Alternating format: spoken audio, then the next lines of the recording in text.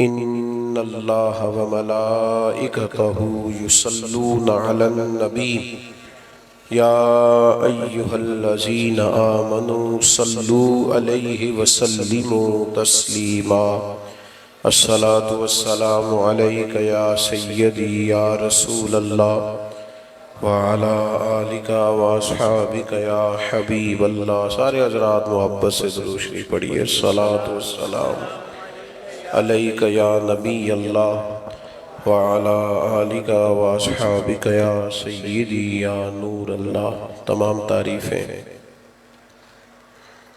حمد و ثنا اللہ تعالیٰ جل جلالہ کے لیے، اور درود و سلام نبی اکرم نور مجسم شفیع معظم آقا کل ختم رسول دانائے سبل احمد مجتبیٰ جناب حضرت محمد مصطفیٰ صلی اللہ تعالیٰ علیہ وسلم کی ذات والا صفات کے لیے حمد و صلاۃ کے بعد عالی مرتبت ذی احترام حضرات علماء کرام مشائخ سادات انتہائی عزت و تکریم کے لائق بزرگوں قابل صد احترام دوستوں اور بھائیوں، آج 8 محرم الحرام کا دن گزر گیا۔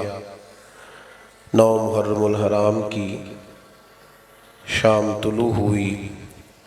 امت مسلمہ نبی اکرم نور مجسم شفیع معظم صلی اللہ تعالیٰ علیہ وسلم کے عالی مرتبت ذی احترام اور عظمتوں شانوں بلندیوں رفتوں والے خاندان کی بارگاہ میں اپنی عقیدتوں کا نیاز پیش کر رہی ہے۔ ہمارے یہ بھائی جنہوں نے یہ خوبصورت بزم سجائی ہے، اگرچہ عظمت والدین کانفرنس ان کا عنوان ہے، لیکن اس لحاظ سے بھی یہ خوش نصیب ہیں کہ نبی پاک علیہ الصلوۃ والسلام کے مقدس گھرانے کی بارگاہ میں اپنی محبتوں کا خراج پیش کر رہے ہیں۔ انسان دنیا کے اندر جیسے جیسے وقت گزارتا ہے تو دھوپ بھی دیکھتا ہے، چھاؤں بھی دیکھتا ہے، اپنی امیدوں کو ٹوٹتا بھی دیکھتا ہے اور اپنے خیالات کو جوان ہوتا بھی دیکھتا ہے۔ زندگی میں خوشگوار راتیں بھی اس کا مقدر ہوتی ہیں، اور کچھ شامیں ایسی ہوتی ہیں تھکن کے باوجود نیند میسر نہیں آتی۔ جو لوگ بالکل سیدھی سڑک پہ سفر کرنا چاہتے ہیں اور چاہتے ہیں کوئی سپیڈ بریکر نہ ہو، کوئی موڑ نہ ہو، کسی جگہ کوئی دشواری نہ ہو، کوئی راستہ مانگنے والا نہ ہو اور کوئی راستے میں ہارن بجانے والا نہ ہو، وہ سفر تو کرتے ہیں پر کئی دفعہ سو جاتے ہیں۔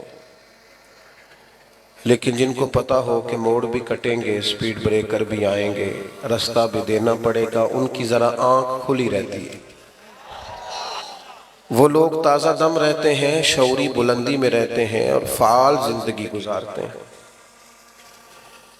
اللہ تبارک و تعالیٰ کا امت مسلمہ سے، اللہ کے دین کا امت مسلمہ سے یہ تقاضا ہے کہ مسلمان تن آسان ہو کر نہ جئیں، آرام پسند نہ ہو جائیں۔ اقبال کہتے ہیں لہو مجھ کو رلاتی ہے جوانوں کی تن آسانی۔ انسان فعال زندگی گزارے، جد و جہد والی زندگی گزارے، مشقتوں کے ساتھ اسے واسطہ پڑے، پلٹنا جھپٹنا اور پھر جھپٹ کر پلٹنا، یہ لہو گرم رکھنے کا ہے ایک بہانہ۔ وقت کے ساتھ ساتھ ہمارے لیے آسانیاں بڑھتی گئیں، سہولیات آتی گئیں۔ پہلے بہت سارے لوگ کہتے تھے دیہاتوں میں بجلی نہیں ہے، وہ میسر آئی، پنکھے چلنے لگے۔ اب تو کسی وقت بند ہوتی ہے تو لوگ جنریٹر کا بندوبست کر لیتے ہیں، پھر اس کی جگہ پہ اے سی نے لے لی، ٹھنڈا ترین کمرہ، آنکھ ہے کہ کھلنے کا نام نہیں لیتی، وجود ہے کہ وہ کروٹ بدلنے کو تیار نہیں ہوتا، من پسند کھانے، من پسند گاڑیاں، کشادہ سفر۔ اس کا لازمی نتیجہ یہ نکلا ہے کہ آہستہ آہستہ لوگوں کے مزاجوں کے اندر نئی سہولیات سے فائدہ اٹھانا برا نہیں، لیکن چاہیے تو یہ تھا نا کہ اگر سفر آسان ہونے لگے ہیں تو پھر سفر ذرا زیادہ ہونے لگ جاتے۔ اگر ہمارے لیے گنجائش بنی ہے تو ہم زیادہ جگہوں پر جا کر پیغام محبت بانٹتے، لیکن ہم نے تن آسانی کو اوڑھ لیا۔ نبی اکرم صلی اللہ تعالی علیہ وآلہ وسلم کی مقدس حیات مسلسل جد و جہد ہے، مسلسل کوشش ہے، مسلسل کاوش ہے۔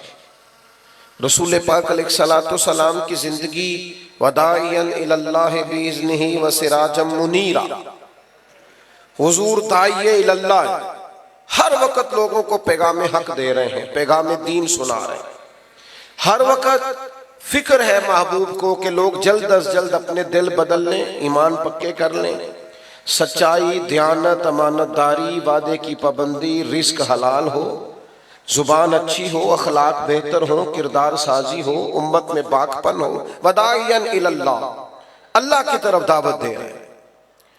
اور اس رستے میں اگر دشمن کفر، شرک یہ رکاوٹ پیدا کرتے ہیں تو پھر حضور تلوار اٹھاتے ہیں، پھر نبی پاک علیہ السلام جہاد کا لباس پہنتے ہیں، پھر حضور صحابہ کو تیاری کراتے ہیں، پھر محبوب پاک علیہ السلام نے اس طرح کام فرمایا، اس طرح عملاً جد و جہد کی کہ اگر صحابہ خندق کھود رہے ہیں تو حضور بھی چٹانیں توڑ رہے ہیں۔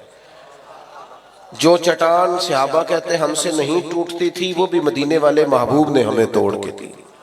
فعال زندگی، جد و جہد والی زندگی، کوشش اور کاوش والی زندگی، باہمت زندگی، تگ و دو والی زندگی۔ ملت کے جوانوں، یہ کیوں سوچتے ہو کہ میں اتنے سال کام کروں گا پھر آرام سے بیٹھ کے کھاؤں گا؟ کیوں آرام سے بیٹھیں؟ یہ جو عشق ہوتا ہے یہ کوئی آرام سے بیٹھنے دیتا ہے؟ یہ جو محبت ہوتی ہے یہ کوئی آرام سے بیٹھنے دیتی ہے؟ اقبال کہنے لگے ہو وقت فرصت ہے کہاں کام ابھی باقی ہے، وقت فرصت ہے کہاں کام ابھی باقی ہے، نور توحید کا اتمام ابھی باقی ہے۔ 4.5 ارب کافر کو مسلمان کرنا، هو الذی ارسل رسولہ بالہدی ودین الحق لیظہرہ علی الدین کلہ، حضور کے دین کے جھنڈے کو لینا ہے، اور یہ وہ دین ہے جو دنیا میں غالب ہونے کے لیے آیا ہے۔ اس دین کے غلبے کے لیے جد و جہد کرنی۔ نبی پاک علیہ السلام فتح یاب ہو کر پورا، اللہ کے رسول علیہ السلام نے فتح، ان فتحنا لک فتحا مبینا اذا جاء نصر اللہ والفتح، پوری فتح اللہ نے دی، مکمل دین کر کے رسول پاک نے عطا فرمایا۔ آپ کی توجہ ہے میری بات پر؟ لیکن حضور کے وصال ظاہری کے فوراً بعد کیا ہوا؟ حضور کے اللہ جزا دے، حضور علیہ السلام کے حیات ظاہری میں ایک شخص نے دعوی نبوت کر دیا معاذ اللہ۔ حضرت ابوبکر صدیق کا زمانہ آیا تو وہ ایسا نہیں تھا کہ اب فتوحات ہو چکی ہیں، اب مکہ بھی فتح ہو چکا ہے تو ابوبکر صدیق نکلا کریں گے اور آرام سے ممبر پہ بیٹھیں گے اور حالات بڑے سازگار ہوں گے اور روٹین میں کام، ایسا نہیں ہوا۔ مسلمہ کذاب کے خلاف باقاعدہ جنگ لڑنی پڑی، فوجیں تیار کرنی پڑی، جناب صدیق اکبر کو لوگ روانہ کرنے پڑے، ختم نبوت کے تحفظ کے لیے میدان میں رہنا پڑا۔ پھر منکرین زکوٰۃ پیدا ہو گئے، ہم زکوٰۃ نہیں دیں گے، پھر جناب صدیق اکبر کو اس کے لیے تلوار اٹھانا پڑی۔ مشورہ دیا گیا، حضرت ابوبکر صدیق کو لوگوں نے مشورہ دیا، کہا جناب ابھی حالات ٹھیک نہیں ہیں تو آپ نہ منکرین زکوٰۃ کے خلاف جہاد نہ کریں، مسلمہ کذاب کے خلاف ابھی آپ فوج کشی نہ کریں، تھوڑا سا موقع دیں، ابھی حالات ٹھیک ہو جائیں، صحیح معنوں میں حکومت قائم ہو جائے، اس کے بعد پھر دیکھی جائے گی۔ تو حضرت صدیق اکبر نے کیا فرمایا؟ آپ فرمانے لگے اگر میں رہ گیا نا مدینے میں اکیلا اور جنگل کے درندے آ کے، آپ تشریف رکھ لیں جی، اللہ آپ کو جزائے خیر دے، اب نہ اٹھیے گا اسٹیج سے، اللہ کریں گے آپ۔ حضرت ابوبکر صدیق رضی اللہ تعالیٰ عنہ نے کوئی بالکل آرام سے حکومت نہیں چلائی، بلکہ آپ فرمانے لگے اگر میں مدینے میں اکیلا رہ گیا اور جنگل کے درندے آ کے میری بوٹیاں بھی نوش کے لے گئے تو پھر بھی میں دین کو انہی بنیادوں پہ قائم رکھوں گا جو اصول مدینے والے رسول نے عطا فرمائے۔ ہم کسی کو رکھنا سازی نہیں کرنے دیں گے، عملاً جدوجہد۔ اور جناب عمر کا جو دور تھا، اوئے ہوئے ہوئے، کم ملیں گے آپ کو ایسے لوگ جو دن بھر مزدوریاں کرتے، مزدوروں کی طرح جناب عمر کام کرتے۔ ان کی دوپہر کس طرح کی تھی؟ دوپہر ان کی اس طرح کی تھی کہ حضرت عثمان غنی رضی اللہ تعالیٰ عنہ فرماتے ہیں کہ سخت تیز دھوپ، سب مدینے کے لوگ دروازے اندر سے بند کر کے سو رہے تھے، مجھے کسی مجبوری کے لیے چھت پہ جانا پڑا، دھوپ میں جایا نہیں جاتا تھا، تو میں نے دیکھا دور سے ایک بوڑھا اونٹ ہانکتا ہوا آ رہا ہے، تو میرے دل میں خیال آیا یار عصر کے بعد اونٹ چرا لیتا، یہ کوئی ٹائم تھا؟ عصر کے بعد چرا لیتا، ہر بندہ سو رہا ہے، یہ بھی آرام کرتے۔ فرماتے ہیں میں نے سوچا یہ قریب آتا ہے تو سمجھاتا ہوں۔ میں جب اتر کے چھت سے دروازے کے رستے گلی میں آیا، جب تک وہ قریب آ گئے تھے، انہیں دیکھ کر تو میرے آنسو ہی نکل گئے۔ یہ عام آدمی تو نہیں، یہ تو امیر المومنین عمر ہے، کڑاکے کی دھوپ اور اونٹوں کو لیے آ رہے ہیں۔ تو میں نے عرض کی امیر المومنین آپ آرام کرتے؟ عصر کے بعد دیکھا جاتا۔ فرمانے لگے یار یہ 2-3 اونٹ مسلمانوں کی امانت تھے، غنیمت کا مال تھا، دوڑ گئے تھے، پکڑ کے لایا ہو۔ تو کہتے میں نے جلدی سے عرض کی، میں نے کہا حضور کسی غلام کو کہہ دیتے، گرمی اتنی سخت ہے۔ فرمانے لگے جس طرح سارے سو رہے تھے غلام بھی سو رہے تھے، اور ویسے بھی ذمہ داری غلام کی نہیں، ذمہ داری میری ہے۔ یہ نہ ہم سو گئے، ہم نے آرام کیا، ہم نے دوسروں پہ ڈال دیا، ہم نے کہا مینوں اتبار بڑا ہے، ان بڑے بندے نے کام کرنا، اب فلانا کر لے، ڈیوٹیاں ہی نہیں کی، ذمہ داریوں کا احساس ہی نہیں کیا۔ وہ کام جو ہمارے، اور پھر دور حضرت عثمان غنی کا آیا، اچھا دن بھر یہ ڈیوٹی جناب عمر کی، اور رات لوگ سوتے تھے اور جناب عمر چہرے پہ کپڑا ڈال کے گلیوں میں گھومتے تھے۔ اپنی زندگی جد و جہد کے ساتھ گزاری، جد و جہد کے ساتھ۔ حضرت عثمان غنی کا زمانہ مبارک آیا، چاروں جانب سے فتنے، حضرت عثمان کا گھر گھیر لیا گیا، قتل کی تیاری ہو گئی، عثمان ڈٹے ہوئے ہیں۔ ان مشقتوں کے بیچ بھی سیدنا عثمان فرماتے ہیں مجھ سے میرے نبی نے فرمایا کہ عثمان اللہ تمہیں قمیض پہنائے گا، لوگ اتارنا چاہیں گے اتارنا مت، میں یہ قمیض اتار نہیں سکتا، سوال نہیں پیدا ہو۔ سخت ترین 40 دن پانی نہیں ملا، کھانا نہیں ملا حضرت عثمان غنی کو۔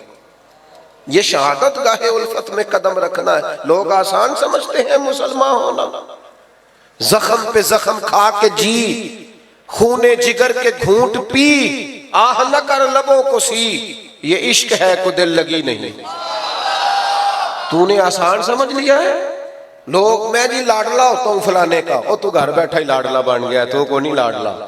لاڈلے تو میدانوں میں ہوتے ہیں، لاڈلے تو میدانوں میں ہوتے ہیں۔ اور مولا علی شیر خدا کبھی بدر میں تلواریں اٹھائے، کبھی احد میں محنت کرتے، اور اتنا شوق تھا۔ ایک جنگ میں حضور نے فرمایا علی بہت سارے لوگوں کو میں نائب بنا کے چھوڑ کے گیا ہوں، کبھی کسی کی باری، کبھی آج آپ کی باری ہے نائب بن کے رہنے کی مدینے۔ تو مولا علی رو پڑے، کہنے لگے حضور میں میدان کا آدمی ہوں، آپ مجھے بچوں اور عورتوں کے پاس چھوڑ کے جا رہے ہیں۔ اتنی جد و جہد کا شوق۔ اور جب کوفے کی جامع مسجد کے پاس 21 رمضان المبارک کو خنجر کا زخم لگانا مولا علی کو، تو وعدہ کیا ہوا تھا نا کہ کریم تیرے دین پہ جان دینی ہے، تو لوگ کہتے ہیں میرے بیٹے کو بلانا، او فلاں دوڑ کے آنا، لیکن مولا علی کو زخم لگا تو کیا کہتے فزت برب الکعبہ، کعبے کے رب کی قسم علی آج کامیاب ہو گیا، اور لے سجنا سا توڑ نہیں بھائی، آ جان بھی دیتی تیرا تیرے۔ اپنی زندگی جد و جہد والی بنائے۔ امام حسن بھی شہید ہوئے، زہر دیا گیا، شدید تکلیف، لیکن کمال پتہ کیا ہے میرے محبوب کی اولاد کا؟ کمال پتہ کیا ہے؟ زخم جتنے مرضی گہرے ہوں، حالات جتنے مرضی خطرناک ہوں، لیکن ان کے اخلاق، ان کا کردار، ان کی وزاداری، ان کی خاندانی وجاہت، ان کے وہ کمالات، ایک منٹ کے لیے بھی ان میں فرق نہیں آیا۔ اور پیچھے بولو نا دوستو، او بھائی نہ بولو جو بالکل اینڈ پہ ہو، خاموشی سے بات سنو، یہ چپ کرانے والے ذرا چپ کر جاؤ۔ دوستو وضعداری میں فرق نہیں کسی قسم کا. زخم آ گیا ہے، زہر دیا گیا ہے، وجود اندر سے کٹ رہا ہے، تکلیف شدید ہے، تو امام حسین تشریف لے گئے. کہنے لگے بھائی جان آپ کو کس نے زہر دیا ہے، کچھ بتائیں. تکلیف سے پوچھتے ہیں، درد سے. امام حسین رو رہے ہیں تو امام حسن فرمانے لگے حسین میں نہیں بتاتا تجھے. نہیں بتائیں نا. آپ فرمانے لگے اگر تو وہ نہیں ہے جس پر مجھے شک ہے تو پھر میں کسی بے گناہ کا نام تمہیں نہیں بتاؤں گا. تو اگر وہی ہے جس پر مجھے شک ہے تو پھر بھی اللہ تم سے بہتر انتقام لینے والا ہے. میں نے اپنا فیصلہ اپنے رب کی عدالت میں چھوڑ. وضعداری، درگزر، باہمت زندگی. ہم پتہ نہیں کیوں اتنی جلدی تھک گئے. میری ملت کے جوان آرام کر رہے ہیں موبائل لے کے صوفے پہ لیٹے ہوئے، کتنے گھنٹے گزر گئے. ابا جی کا پانی کا گلاس مانگتے ہیں تو بھی ان کا دل کرتا ہے کوئی اور ہی دے دے، کیونکہ وہ تو بڑے محب ہیں. اس طرح زندگی میں آپ کچھ نہیں کر سکیں گے، باصلاحیت ہونے کے باوجود کچھ نہیں کر سکیں گے. آپ اچھی ڈگری رکھنے کے باوجود کچھ نہیں کر سکیں گے. باری آئی امام حسین کی.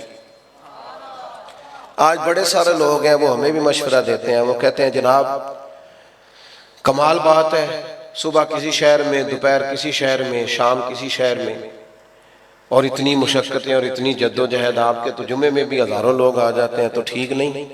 میں نے ان سے کہا یار کچھ مزے بھی ہوتے ہیں نا تکلیف کے.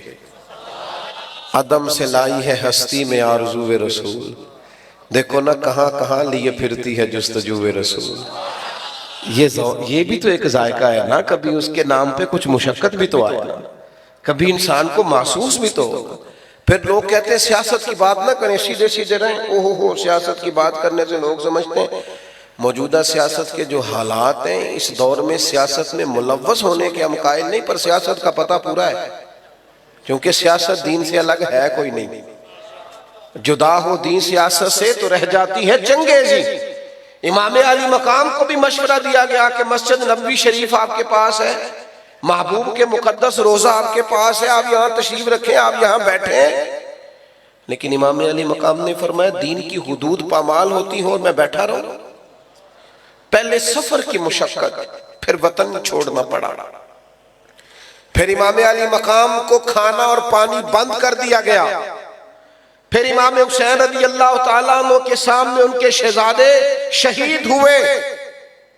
ہمارے ہاں غریب آدمی کمزوروں کی طرح روتا ہے، ہم رو کے اپنے آپ کو بزدل بنا لیتے ہیں. ہم جو بات کرتے ہیں منت کے انداز میں کرتے ہیں. کمزور نہیں کر دیتی اولاد آدمی کو.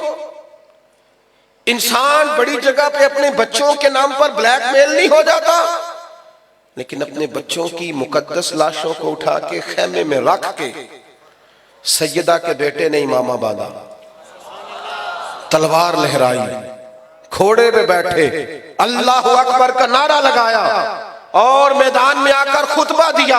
اور چمکتی پیشانی اور چھلکتا نور اور آفتاب سے روشن آنکھیں اور چاند سے زیادہ چمکدار چہرہ، اور جبہ وہ جو شیر خدا پہنا کرتے تھے، اور امامہ وہ جو کریم محبوب سے انہیں نسل در نسل تحفے میں ملا تھا، اور ذوالفقار حیدری. اور حسین ابن علی جب میدان میں آئے ہیں تو اللہ اکبر، زخم اس سے پہلے بڑے تھے، میدان میں تو بعد میں لگے، اس سے پہلے جو زخم تھے وہ روح پہ تھے، وہ دل پہ تھے. وہ مدینے سے جدائی کا زخم، وہ والدہ کی قبر سے آ جانے کا زخم، نانا کریم کے مزار سے آ جانے کا زخم، بچوں کا زخم، اور خواتین پردہ دار خواتین کی پریشانی، ساری چیزیں. لیکن انہیں پتا تھا دین نام ہی اسی چیز کا ہے. وَلَنَبْلُوَنَّكُمْ بِشَيْءٍ مِّنَ الْخَوْفِ وَالْجُوعِ وَنَقْصٍ مِّنَ الْأَمْوَالِ وَالْأَنفُسِ وَالثَّمَرَاتِ وَبَشِّرِ الصَّابِرِينَ. دین نام ہی اس چیز کا ہے کہ تمہیں جد و جہد کرنی ہے، تمہیں محنت کرنی ہے، تمہیں میدان میں رہنا ہے، تمہیں دکھ اٹھانے. حضرت ابراہیم خلیل اللہ ہے، وَاتَّخَذَ اللَّهُ إِبْرَاهِيمَ خَلِيلًا.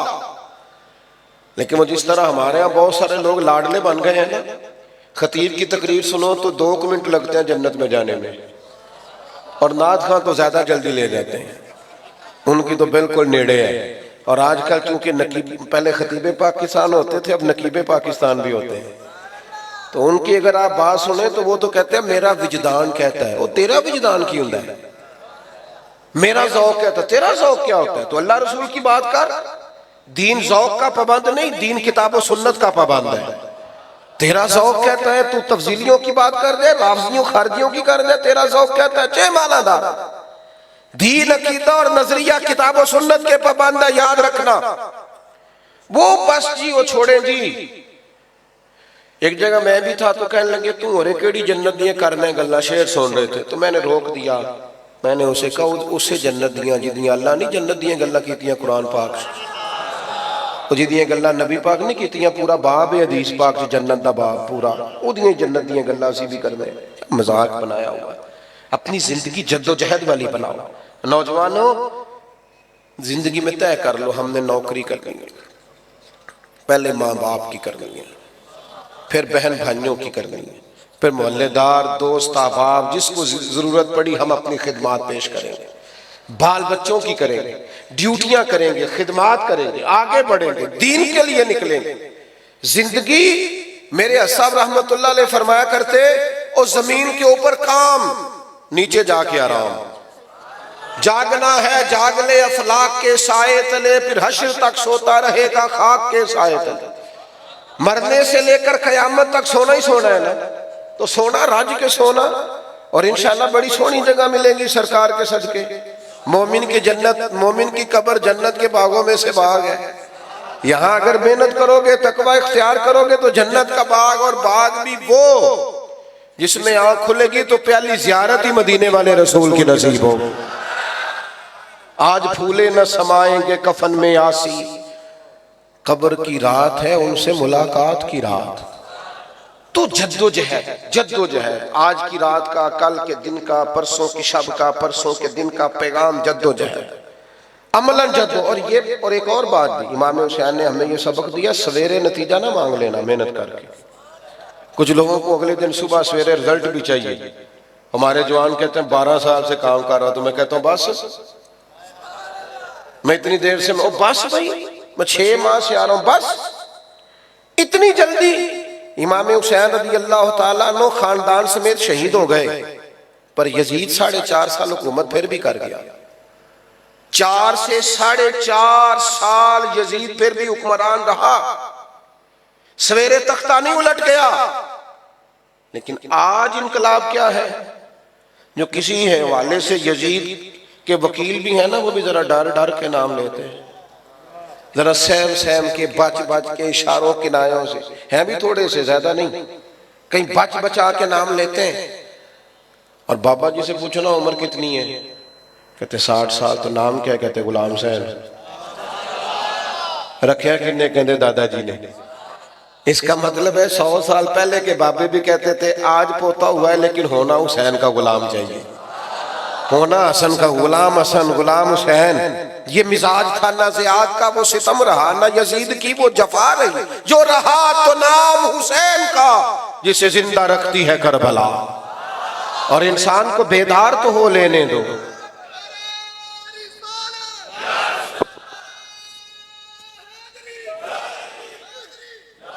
اس محفل کا پیغام جوانوں یہ پسینے سے گھبرانا چھوڑ دو.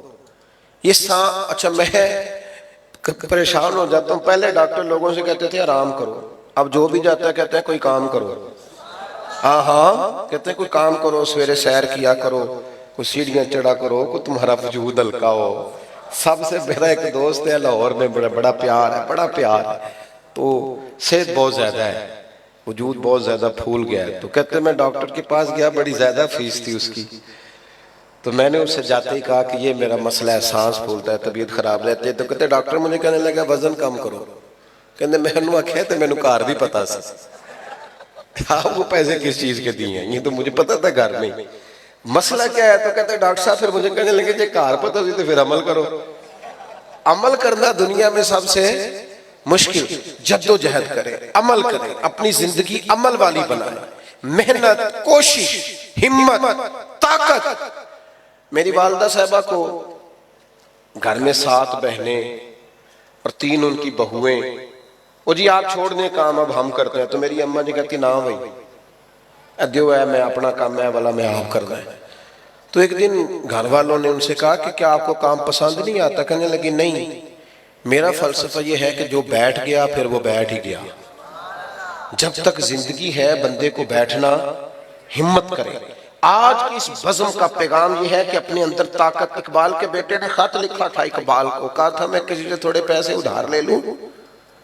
تو اقبال نے جواب لکھا، کہنے لگے دیار عشق میں اپنا مقام پیدا کر، تو نیا زمانہ نئے صبح و شام پیدا کر، اور تو کہتا ہے میں کسی کا سہارا لے کے آگے جاؤں؟ دیار عشق میں اپنا مقام پیدا کر، ملت کے جوان باہمت بن، چھوڑ دے امیروں کی طرف دیکھنا، امیر رشتہ داروں کی طرف دیکھنا، تو نکل میدان میں۔ جو میدان میں نکلتا میرا رب اس کی مدد فرماتا ہے، اللہ اسے عطا کرتا ہے۔ تو رب کریم سے مانگ، وہ اتنا دے گا کہ غریبی کا دکھ نکل جائے۔ اقبال کہنے لگے دیار عشق میں اپنا مقام پیدا کر، تو نیا زمانہ اور نئے صبح و شام پیدا کر۔ پتر میرا طریق امیری نہیں فقیری ہے، خودی نہ بیچ غریبی میں نام پیدا کر۔ تو غریبی میں نام پیدا کر، غریبی میں نام پیدا کر۔ جو آیت میں نے پڑھی اس کو بھی تھوڑا سمجھ لیں۔ کچھ چیزیں شریعت میں درجہ رکھتی ہیں، کچھ مباح ہے صرف جائز، کچھ مستحب ہے کر لو ثواب ہے، نہ کرو تو گناہ نہیں، کچھ سنت ہے، پھر سنت میں درجات ہیں، کچھ سنن زوائدہ ہیں، کچھ مؤکدہ ہے، ان کی آگے اقسام ہیں۔ کچھ چیزیں واجب ہیں، اور سب سے بڑا درجہ ہے فرض کا۔ آپ کی توجہ ہے میری بات پر؟ سب سے بڑا فرض، فرائض، فرض عین۔ اللہ تعالیٰ نے قرآن مجید میں فرمایا قُلْ لَا أَسْأَلُكُمْ عَلَيْهِ أَجْرًا، محبوب غلاموں سے فرما دے میں تبلیغ دین پر تم سے کوئی اجر نہیں مانگتا۔ إِلَّا الْمَوَدَّةَ فِي الْقُرْبَى، بس میرے قریبیوں سے پیار کرتے رہے، اہل بیت اطہار سے، ازواج پاک سے، چاروں شہزادیوں سے، سیدہ فاطمہ سے، مولا علی سے، ان کی اولاد سے۔ میں آپ کو عرض کر رہا تھا کہ دین میں درجات ہیں۔ صدر اللہ فاضل سید نعیم الدین صاحب مراد آبادی فرماتے ہیں کہ یہ جو حضور کی اولاد کی محبت ہے نا، ادھر دیکھنا میری طرف، فرماتے ہیں یہ جو حضور کی اولاد پاک کی محبت ہے یہ فرائض دین میں سے ہے، یہ فرض عین ہے، فرض عین۔ اس میں کمی ہو گئی تو تمہارے دین کے معاملات، ضروریات دین کے معاملات مکمل نہیں ہوں گے۔ میں 20 دفعہ کہتا ہوں کہ ہم ذکر اہل بیت کوئی کسی کی وجہ سے نہیں کرتے۔ حضور کی اولاد کا ذکر ایمان ہے، اور کمزور نہ پڑنا کبھی بھی زندگی میں، کسی پراپوگنڈے کا شکار نہ ہونا۔ اصحاب رسول ہو یا اولاد رسول ہو، اپنے دل کو بار بار ٹٹولنا، جتنا جتنا ان سے پیار کرتے جاؤ گے اتنا اتنا ایمان مضبوط ہوتا جائے گا۔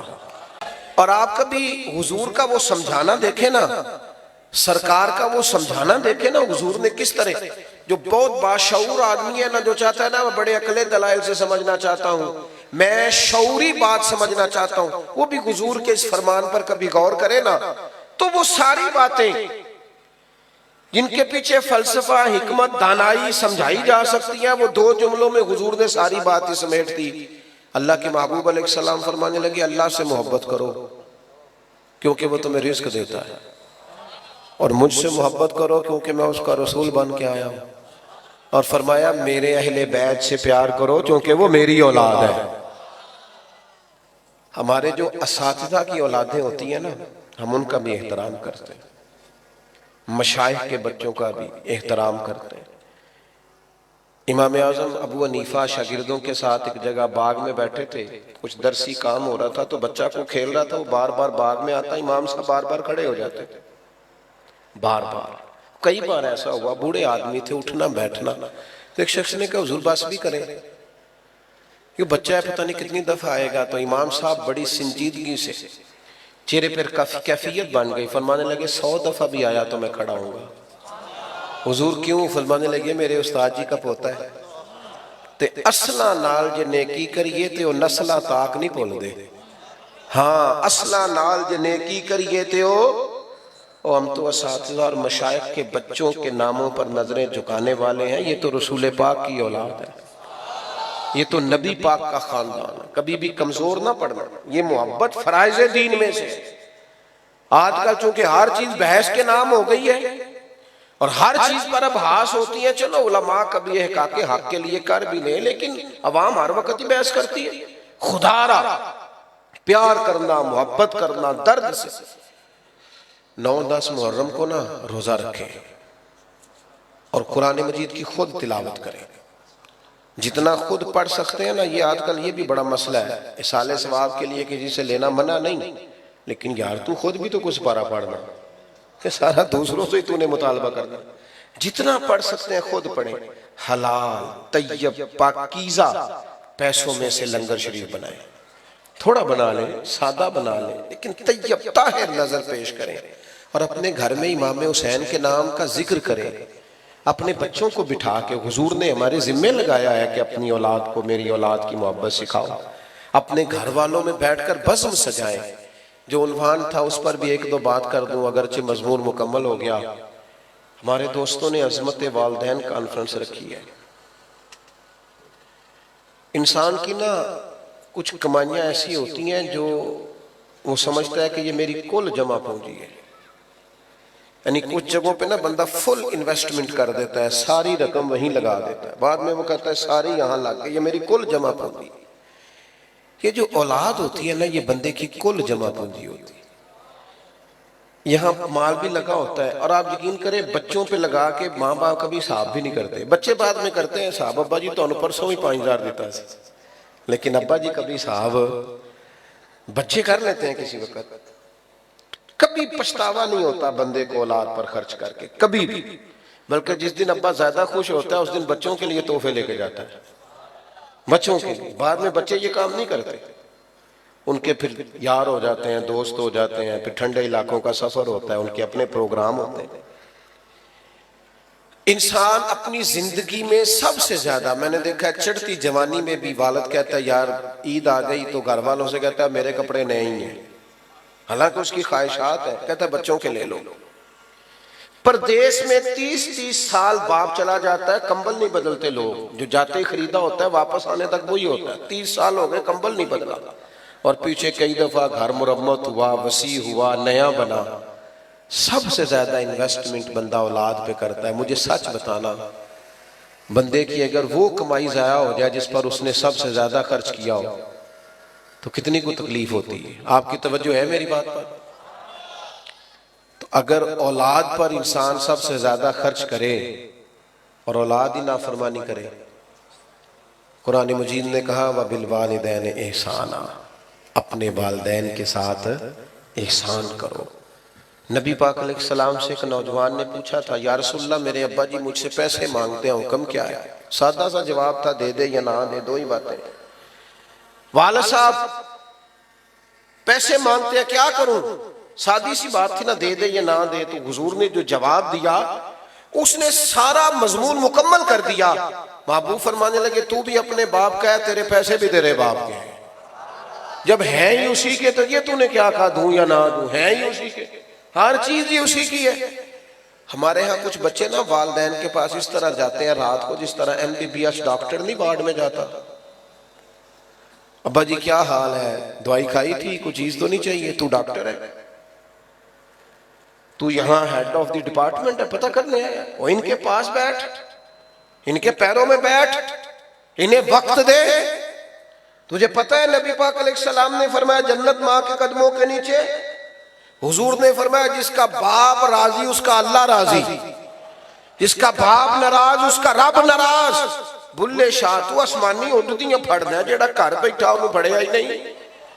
او خدا کے بندے تو ان کی رضا کو پا جا، یہ سمجھ یہ کیا چاہتے ہیں. تو اس طرح پوچھ رہا جیسے ڈاکٹر پوچھتے ہیں. آپ ابا جی کے فرما بردار ہے، کہتے ہیں بالکل خرچہ دیتا ہوں. تو خرچہ تو کوئی بندہ غریب سمجھ کے بھی دے دیتا ہے، خرچہ دینا کمال ہے. تو بتا انہیں اپنی زندگی میں مقام کیا دیتا ہے، ان سے مشورہ کتنا لیتا ہے، تیری زندگی میں ان کا کردار کتنا، ان کا حکم تو کتنا مانتا ہے، ان کی مرضی کے مطابق تو کتنا چلتا. اپنے آپ کو ڈھالیں، اپنے آپ کو ڈھالیں ماں باپ کی مرضی کے مطابق. ان کو دیکھیں وہ کیا چاہتے ہیں، ان کو خوش کریں. ہلکی سی بھی بندہ بات کر دے نا ابا جی کو ہلکی سی، جو کہ ان کی کل انویسٹمنٹ اولاد ہوتی ہے. تو بندہ اتنا بھی کہہ دے نا ابا جی اب آپ بھی سمجھدار ہو جائیں، دنیا بدل گیا، تو ابا ساری رات سوتا نہیں رو رو کے کہ پتر میں ہی نہیں سیانا، زندگی تیرے نام کر دی۔ ہلکی سی بھی کبھی ماں باپ کے معاملے میں کسی قسم کی کمزوری نہ دکھاؤ۔ اور نوجوانوں، آپ جوان ہیں تو آپ کا حوصلہ بھی جوان ہونا چاہیے، اور جو ماں باپ کی جھڑکی نہیں سہ سکا پھر اس نے سہنی کس کی ہے؟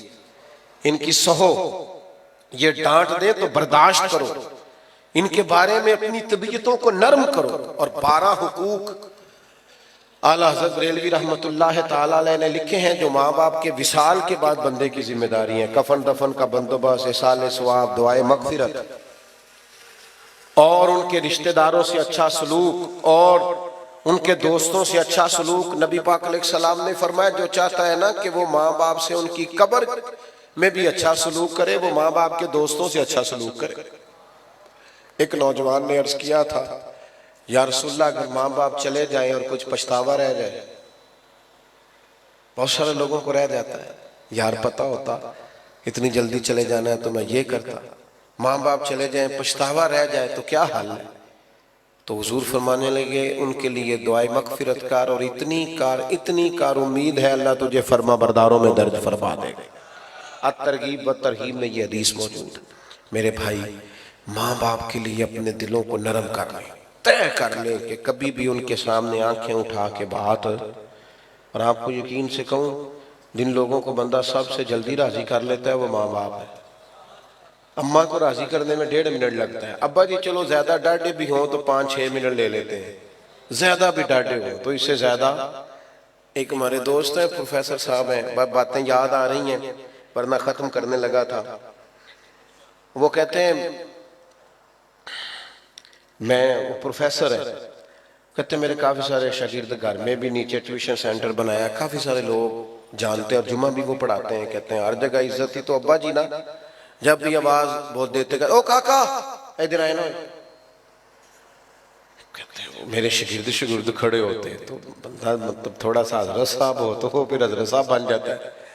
وہ کہتے ہیں مجھے تھوڑا سا نا، ایک دن میں نے بڑے چپکے سے اماں جی سے کہا کہ ابا جی سے کہیں گھر میں اکیلے ہوں تو جوتے بھی مار لیا کریں، پر یہ کیا سب کے بیچ وہ بڑا ڈانٹ کے بلاتے ہیں۔ ابا جو ہوتا ہے نا اس کے لیے ذرا اظہار محبت مشکل ہوتا ہے، باپ ہوتا ہے نا، اماں تو کہہ لیتی ہے میں صدقے جاواں، تو والد ذرا اس کا یہ جملہ ہی نہیں، وہ کیسے کہے، حالانکہ پیار والد بھی بڑا ہی کرتا ہے، کوئی اس کا اندازہ کر سکتا، یعنی کوئی بندہ آپ کی سیٹ پہ بیٹھ جائے آپ کو اچھا نہیں لگتا، اور اگر پتر بیٹھ جائے بندہ کہندہ لو میں تے بچ گیا جو میرا منڈا سیٹ تے آ گیا، سام گیا سارا، بندہ عزت محسوس کرتا۔ وہ کہتے ہیں میرے نا، میں نے اماں جی سے کہا کہ اماں جی آپ ابا جی سے کہے، والد صاحب ذرا ڈاڈی طبیعت کے تھے، سخت مزاج تھے، تو اماں بھی ذرا سہم کی بات کرتی تھی، کہنے یہ آج ضرور کروں گی، تو میں کمرے میں پیچھے چھپ گیا، اماں ضرور بات کرنا۔ ابا جی آئے تو والدہ کہنے لگیں ساڈا منڈا جے تے نافرمان ہے تے تاں دسو، جے کوئی گل نہیں مندا تے تاں دسو، تسی انہیں جی کھلوتے ہوندے نے تے تران لگ پہ ادھر آئے نہ ہے۔ تو کہتے ہیں میں نے اس دن دیکھا کہ میرے ابا کو مجھ سے ساری زندگی انہوں نے ڈانٹا ہے، آج پتہ چلا کتنا پیار ہے۔ ابا جی رو پڑے، کہنے لگے کرما لیے تے مسیتے جانا تاؤں دے دوالے راش ہوندہ ہے جمعہ پڑھانا ہے، کار ہونا تے شاگردوں دے دوالے، میں تھوڑا جا تاں ترانا میرے پتر نو کے لئے نظر ہی نہ لگ جائے، کدھرے نو نظر نہ لگ جائے، تو میں کہنا انہوں کوئی ہوئے آکھن والا بھی تے وچ ہونا چاہیے نا، کدھرے میرا بچہ تینوں پتہ نہیں چمک۔